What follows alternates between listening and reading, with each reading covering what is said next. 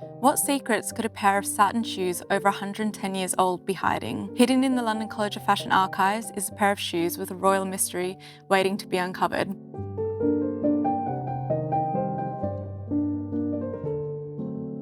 Hi, I'm Chloe. I'm the Archives and Curatorial Assistant here at London College of Fashion Archives.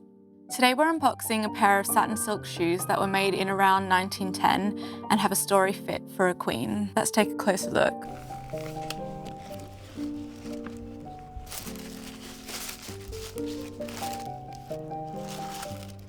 While we can't say with absolute certainty that Queen Alexandra of Denmark ever wore these shoes, they certainly have all the hallmarks of something very special. They're made from ivory silk satin with this really incredible detailed embellishment across the front and an elegant Louis-style heel. This style of heel was named after King Louis XIV, who popularised the style. Considering they're well over a century old, they've survived remarkably well. You could absolutely imagine these on a red carpet today.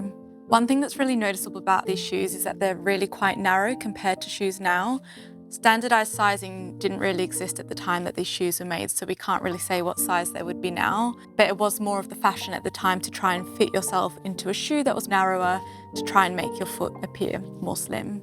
Got this really beautiful detailed embellishment on the front, which is in remarkably good condition considering how old the shoes are. You wouldn't really normally see something survive this well. Looking at these shoes, if we didn't know their history, due to the really intricate details and materials, we would probably assume that they were made for someone who was really quite wealthy. Now here's one of the most intriguing details. If we look really closely at the sole of the shoe, we can see a really faint engraving reading HM Queen Alexandra. Despite this key detail, it's thought that these shoes might have actually never been delivered to the Queen. In 1910, she'd recently lost her husband, King Edward VII, and entered an extended period of mourning. During this time, strict mourning etiquette dictated that dark, understated clothing should be worn. So it's possible that these elegant shoes were no longer considered appropriate, leaving them undelivered and adding another layer of mystery to their story. While we don't know exactly why Queen Alexandra never received the shoes, we do know that they were made by R. Thomas & Sons, a prestigious shoemaker based in St. James Street in London, a street that's now famous for luxury retailers and a royal clientele. We know that R. Thomas & Sons held warrants for making shoes for high-ranking military officials and royals. We actually have the original business card from R. Thomas & Sons, which came with the shoes. These pieces of small but related ephemera are wonderful because they really help to tell the object's story, but also place them at a particular time in history. What we do know is that a bootlicker named Frederick McLean, who worked at R. Thomas & Sons, was given the shoes to gift to his daughter for her wedding in 1912.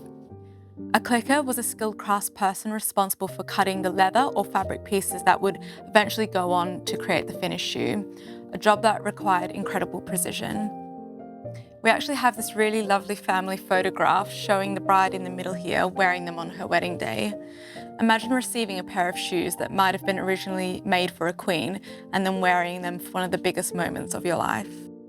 The shoe stayed in the McLean family for generations as a treasured family heirloom before Frederick's grandson generously donated them to us at the LCF Archives, where they're now cared for alongside the story that travelled with them.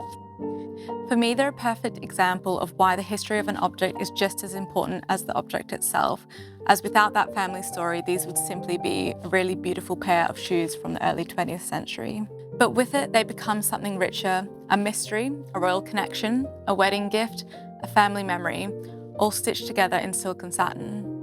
And that's why I never get tired of opening archive boxes. You never know what story is waiting to be uncovered. Thank you for watching. Please like and subscribe to see more from UAL Archives.